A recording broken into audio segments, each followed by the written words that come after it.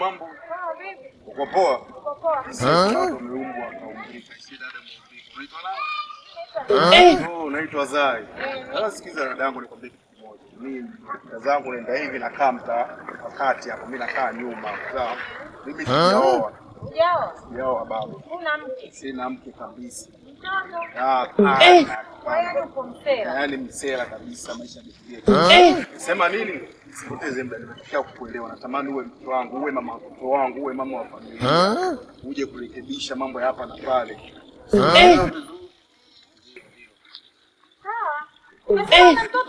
Sina kabisa sina.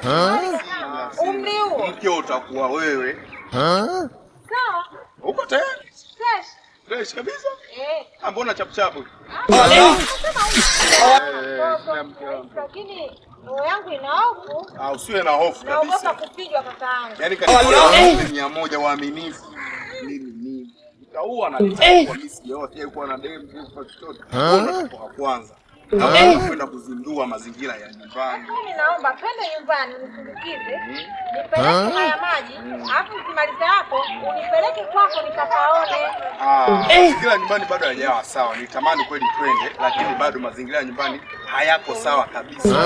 Nipa hofu kaka yangu. Hofu siwe nayo kabisa. Sio sisi masela mageto machafu sasa hivi. Allah. Ina siku ya 3 sijaosha sufuria.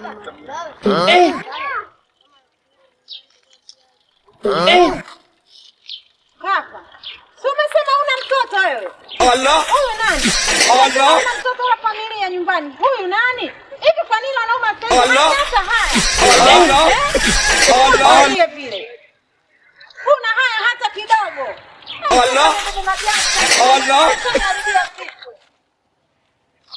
Uongo tu muangalie vile. Kama kaingiliwa na ukope. Hebu nipishe mie.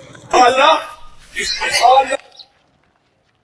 Unashangaa nini? Watoto wa siku hizi mwe na adabu. Sio mnakuja tu mnakurupuka. Twende nyumbani. Allah. Allah. Allah.